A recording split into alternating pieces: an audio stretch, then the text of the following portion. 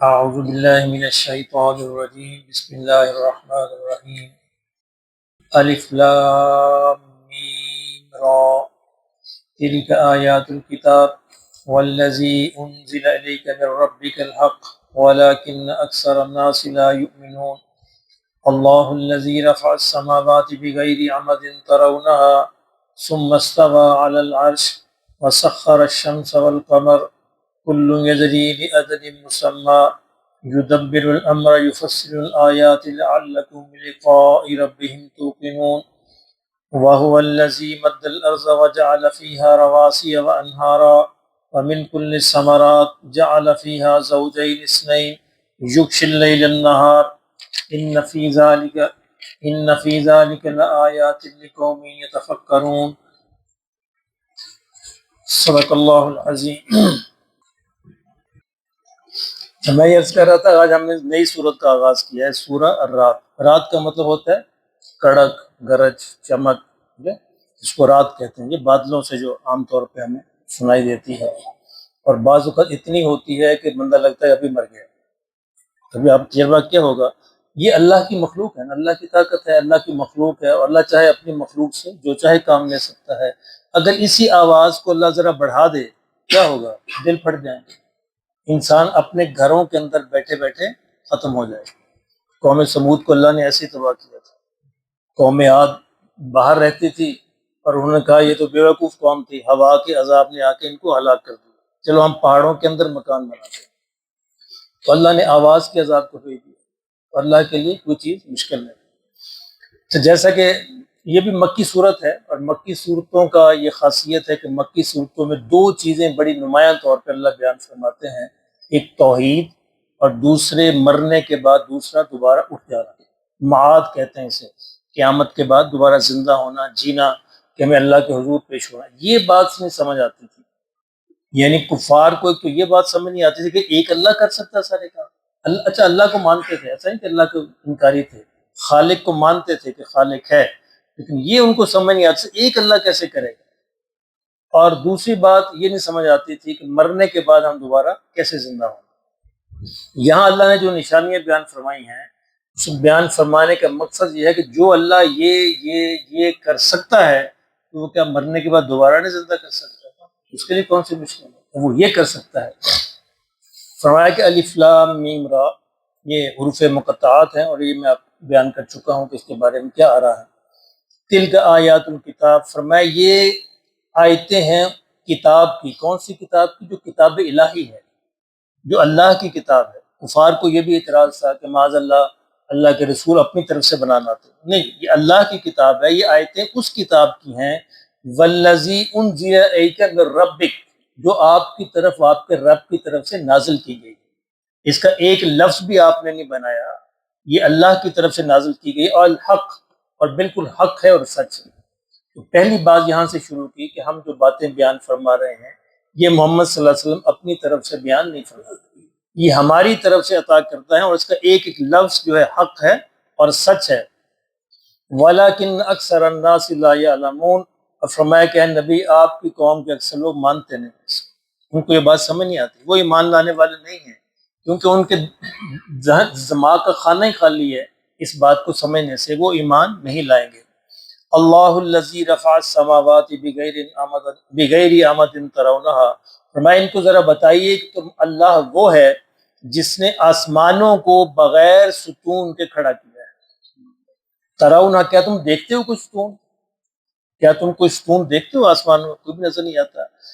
اچھا یہ کیسے قائم ہے؟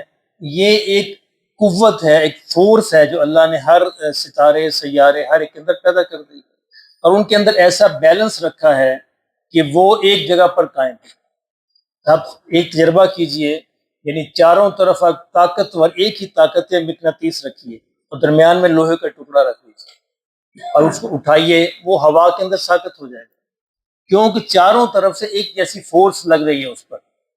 یہی آپ اسی سے آسانی سے سمجھیے کہ اللہ نے ہر پلانٹ پر، ہر سیارے پر، ہر ستارے پر ایک ایسی فورس لگا دی ہے، اس کو جو بھی نام دیں، گریویٹیشنل فورس کہیں، کوئی اور نام دیں، کہ وہ اتنی بیلنس کے ساتھ ہے کہ لاکھوں کروڑوں برس گزر گئے، وہ فورس جو ہے اس کی وجہ سے وہ الگ الگ قائم ہے، لٹکے ہوئے ہیں، ایک دوسرے سے ٹکراتے نہیں ہیں، حالانکہ ان کے درمیان بال برابر کا فرق ہے۔ اگر وہ فورس معمولی سی بھی ختم ہو جائے تو یہ اس طرح ٹکرائیں گے کہ قیامت برپا ہو جائے، اور قیامت یہی ہے، قیامت برپا ہو جائے گی، ہر چیز نظام جو ہے وہ تہس نہس ہو کر رہ جائے گا، چیزیں تباہ و برباد ہو جائیں گی۔ فرمایا ذرا غور تو کرو، وہ اللہ ہے جس نے آسمانوں کو بلند کیا بغیر کسی ستون کے۔ کیا تم کوئی ستون دیکھتے ہو؟ کوئی بھی نہیں دیکھتے۔ ثم استوى علی العرش، پھر وہ اللہ عرش پر مستوی ہوا، یعنی عرش پر سمجھیے کہ تخت پر جلوہ افروز ہوا۔ اب عرش کیا ہے اس کو ہم سمجھ نہیں سکتے، یہ آیات متشابہات میں سے ہیں، یعنی وہ چیزیں جن تک ہماری عقل رسائی نہیں حاصل کر سکتی۔ اللہ کیسا ہے، اللہ کا عرش کیسا ہے، اور جنت دوزخ کیسی ہیں، ساری چیزیں اسی وقت سامنے پتہ چلے گا جب یہ سامنے آ جائیں گی۔ ان پر ہمارا ایمان لانا ضروری ہے، جیسا اللہ کا عرش ہے ویسا ہی ہم ایمان رکھتے ہیں۔ اب اس کی حقیقت کیا ہے اس کو ہم اس دنیا کے اندر پا نہیں سکتے، چونکہ اس کی کوئی مثال موجود نہیں ہے۔ انسان مثالوں سے سمجھتا ہے، مثال موجود نہیں، اس لیے ہم اس کی حقیقت تک ہماری رسائی حاصل نہیں ہو سکتی۔ اب اللہ اپنے عرش پر کیسے مستوی ہوا، اللہ کیسے جلوہ افروز ہوا، اس کی حقیقت بھی ہم نہیں جان سکتے، لیکن ہمارا ایمان اسی پر ہے کہ اللہ وہاں پہ مستوی ہوا۔ وَسَخَّرَ الشَّمْسَ وَالْقَمَرَ، فرمایا کہ سورج اور چاند کو اللہ نے ایک قانون میں باندھ دیا ہے، اس قانون کے مطابق وہ چل رہے ہیں۔ سورج چاند سے آگے نہیں بڑھ سکتا، چاند سورج سے آگے نہیں بڑھ سکتا، جو راستہ ان کے لیے طے کیا ہے، جو ڈیوٹی ان کے لیے لگائی گئی ہے، وہ اسی کے مطابق جو ہے سفر کر رہے ہیں۔ صرف سورج اور چاند نہیں، فرمایا کل یجری لأجل مسمی، سارے کے سارے ستارے سیارے اب ایک خاص مقررہ وقت کے لیے چل رہے ہیں، یعنی ہم نے ہر ایک وقت مقرر کر دیا ہے، اس وقت تک وہ چلتے رہیں گے۔ جیسے ایک مشین ہے نا، آٹومیٹک مشین کو سٹارٹ کر دیں وہ چلتی رہے گی۔ اللہ کی یہ مشینیں لاکھوں کروڑوں سال سے چل رہی ہیں، اور پتہ نہیں آگے کتنا لاکھوں کروڑوں سال چلنے ہیں، اللہ ہی جانتا ہے۔ فرمایا ہم نے ایک مقرر کر دی ہے مدت اس کی، اس کے مطابق وہ چل رہے ہیں۔ یدبر الامر، فرمایا اللہ وہ ہے، پہلی کیا فرمایا کہ ہر انسان دیکھ سکتا ہے کہ اس نے 7 آسمان بنائے ہیں، چاند سورج بنائے ہیں، آسمانوں کو بغیر کسی ستونوں کو پیدا کیا ہے، ان سب کو اس نے کائنات میں گھما دیا ہے، اور پھر وہ ہر چیز کی تدبیر وہی فرماتا ہے، ہر چیز اسی کے کنٹرول میں ہے، یعنی مینج وہ کر رہا ہے، نظام وہ چلا رہا ہے۔ کفار کا یہ مسئلہ بھی تھا، مکہ کے قریش کا، وہ مانتے تھے اللہ ہی خالق ہے، لیکن فرماتے ہیں اللہ جو ہے وہ نظام بنا کے فارغ ہے، اب اس کے بت جو ہے وہ نظام چلا رہے ہیں، اس نے اپنے اختیارات بتوں کو سونپ دیے۔ اللہ کا نہیں، یدبر الامر، وہی اللہ ہے جو سارے کے سارے معاملات کو تنے تنہا بنایا بھی اسی نے ہے اور چلا بھی اسی کا رہا ہے۔ اچھا، یہ مکہ کے قریش تو بت کہتے تھے، ہم نے کچھ اور نام رکھ لیے ہیں، ہم نے رکھے ہیں نا، ہم نے کچھ اور نام رکھ لیے ہیں۔ ہمارے ہاں بھی ایسا ہی ہے کہ صرف اللہ نہیں چلا رہا، اللہ نے کچھ ولیوں کو بھی اختیار دے دیا۔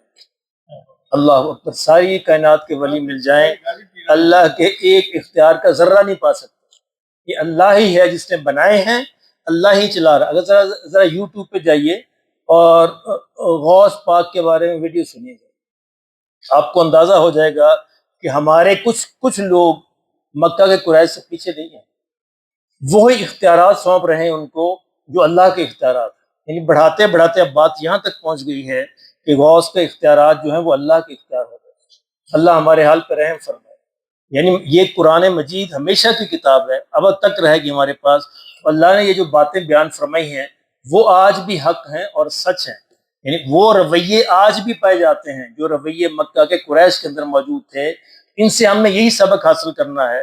اگر وہ رویہ آج موجود ہے تو آج بھی اس کو ختم کرنا ہے، آج بھی اس کو ختم کرنے کی ضرورت ہے۔ فرمایا یدبر الامر، وہی اللہ ہے جو سارے معاملات کو چلا رہا ہے۔ یفصل الآیات، فرمایا لوگوں تمہارے لیے اپنی آیات کو اس لیے کھول کھول کے بیان کرتا ہے، ذرا غور سے سنیے، لعلکم بلقاء ربکم توقنون، تاکہ تمہیں یقین ہو جائے کہ ایک دن تمہیں اپنے رب سے ملنا ہے۔ اللہ اکبر، یہ ہمارا انجام، ہم میں سے ہر ایک کا انجام یہی ہے، ایک دن ہمیں اپنے رب کے حضور کھڑے ہونا ہے۔ میں کیوں یقین نہیں آتا کہ تم اللہ کی قدرتوں پہ غور نہیں کرتے؟ تمہارا خالق، تمہارا مالک، تمہارا اللہ کتنی قوت والا ہے، جو آسمانوں کو بغیر ستونوں کے کھڑا کر سکتا ہے، جو سورج چاند ستاروں سیاروں کو بغیر کسی سہارے کے کائنات کے اندر جو معلق کر سکتا ہے، چلا سکتا ہے۔ ہر ایک کا نظام چلا سکتا ہے، اس کے لیے تمہیں مرنے کے بعد دوبارہ زندہ کر کے اپنے حضور کھڑا کرنا کون سا مشکل؟ یہ مقصد ہے ساری آیات کا۔ یہ کہا فرمایا کہ میں اپنی آیات کو اس لیے کھول کے بیان کرتا ہوں تاکہ تمہیں اللہ کے حضور کھڑے ہونے کا یقین حاصل ہو جائے۔ اچھا، ہمارے ہاں بھی ایسے ہوتا ہے، ہمارے اعمال میں کمزوری کیوں آتی ہے؟ اعمال میں کمزوری اصل میں آخرت پر ایمان میں کمزوری سے پیدا ہوتی ہے۔ آخرت پر اگر یہ یقین پیدا ہو جائے مجھے اللہ کے حضور کھڑے ہونا ہے، مجھے جواب دینا ہے، تو کون ہے جو پیچھے رہے گا؟ وہیں پر کمزوری پیدا ہوتی ہے جہاں بندہ اس بات کو بھول جاتا ہے۔ وہ سمجھتا کہ شاید مجھے جواب نہیں دینا، شاید اللہ کے حضور کھڑے نہیں ہونا، شاید یہ کسی اور کے لیے نہیں، ہم سب کے لیے، ہر ایک نے تنے تنہا فردن فردن اللہ کے حضور کھڑے ہونا ہے۔ اس بات کو سمجھیے، دنیا کے اندر اللہ قوموں کے ساتھ معاملہ کرتا ہے اور آخرت میں فرد فرد کے ساتھ معاملہ کرتا ہے۔ ایک ایک فرد کو تنے تنہا اللہ کے حضور کھڑے ہو کے جواب دینا ہے۔ یہاں اللہ قوموں کے عروج زوال کرتا ہے۔ مسلمانوں کا ایک زمانے میں عروج تھا، پھر زوال آیا، کسی کا عروج تھا، کسی زوال آتا ہے، پوری قوم کا ایک اجتماعی فیصلہ ہوتا ہے۔ لیکن آخرت میں ایسے نہیں ہوگا، آخرت میں ایک ایک کو تنے تنہا اللہ کے حضور جواب دینا ہوگا۔ فرمایا اس پہ یقین کر لو۔ وَهُوَ الَّذِي، فرمایا وہی اللہ ہے، مد الارض، جس نے زمین کو پھیلایا ہے۔ کون پھیلا سکتا ہے؟ وَجَعَلَ فِيهَا رَوَاسِيَ وَأَنْهَارًا، اس کے اندر پہاڑوں کو بھی گاڑ دیا ہے اور اس کے اندر نہریں اور دریا بھی چلا دیا۔ یعنی زمین گول ہے، گول چیزوں میں چلانا کتنا مشکل ہوتا ہے، لیکن اللہ نے فرمایا تمہارے آرام کے لیے اس کو میں نے پھیلا بھی دیا ہے تاکہ تم اس پہ آرام بھی کر سکو، اور اس کے اندر پہاڑ بھی گاڑ دیے ہیں، نہریں بھی چلا دی ہیں۔ وَمِن كُلِّ الثَّمَرَاتِ جَعَلَ فِيهَا زَوْجَيْنِ اثْنَيْنِ، فرمایا میں نے پھل پیدا کیے ہیں اور ہر پھل کو جوڑا جوڑا بنایا ہے۔ ایک اور جگہ اللہ فرماتا ہے کہ میں نے اس کائنات میں ہر چیز کے جوڑا پیدا کیا ہے، ایسا نہیں ہے صرف پھلوں کے، یعنی کوئی چیز بھی اللہ نے ہر چیز میں نر اور مادہ پیدا کی، صرف انسانوں یا جانوروں میں نہیں ہے۔ جن چیزوں کو ہم بے جان سمجھتے ہیں ان کے اندر بھی نر اور مادہ موجود ہے۔ ابھی کل ہی میں ایک دوست سے بات کر رہا تھا، وہ ان کا باغ ہے کھجوروں کا، وہ کہتے ہیں کہ کھجوروں میں جو نر اور مادہ ہوتے ہیں، جب تک ہم نر کھجوروں کے وہ خوشے لے کر، وہ بور لے کر اور مادہ کھجوروں کے پر نہ جھاڑیں، پھل نہیں پیدا ہوتے۔ اللہ نے بنایا، نظام بنایا، پپیتا بھی ایسے ہی ہے، سارے پھلوں میں اللہ نے ایسا نظام رکھا ہے۔ یہ پولینیشن، اس کو پولینیشن کا عمل ہے۔ پولینیشن کا عمل جو ہوتا ہے نا، یہ جانور پرندوں سے بھی ہوتا ہے، ہواؤں سے بھی ہوتا ہے، لیکن جہاں پر زیادہ بڑے پیمانے پر کرنا، وہاں پہ بھی انسانوں کو خود اس کی مدد کرنی پڑتی ہے۔ آقا دو عالم صلی اللہ علیہ وسلم تشریف لے جا رہے تھے تو صحابہ یہ کام کر رہے تھے، پولینیشن کا عمل کر رہے تھے، نر کھجوروں سے لے کر مادہ کھجوروں پہ جھاڑ رہے تھے۔ تو حضور صلی اللہ علیہ وسلم نے ارشاد فرمایا تم یہ کیوں کر رہے ہو، کیا ہے یہ؟ انہوں نے کہا جی ہم تو ایسے کرتے ہیں، ہر سال پھل اچھا پیدا ہوتا ہے۔ آپ نے ارشاد فرمایا اچھا اگر تم نہ کرو تو اچھا ہے، یعنی یہ آپ نے کمنٹس پاس کیے اور چلے گئے۔ اب صحابہ تو ظاہر ہے کہ وہ تو آپ کے اشارے پہ مرنے والے تھے، انہوں نے وہیں پہ کام بند کر دیا، نہیں مزید نہیں کیا، اور اس سال پھر پھل بہت کم پیدا ہوا۔ تو صحابہ نے جب پھل پیدا ہوا تو حضور صلی اللہ علیہ وسلم کی خدمت میں حاضر ہوئے تو کہا کہ یا رسول اللہ صلی اللہ علیہ وسلم پھل اس دفعہ بڑا کم پیدا ہوا، کیوں کہ آپ نے فرمایا تھا کہ نہ کرو تو اچھا ہے۔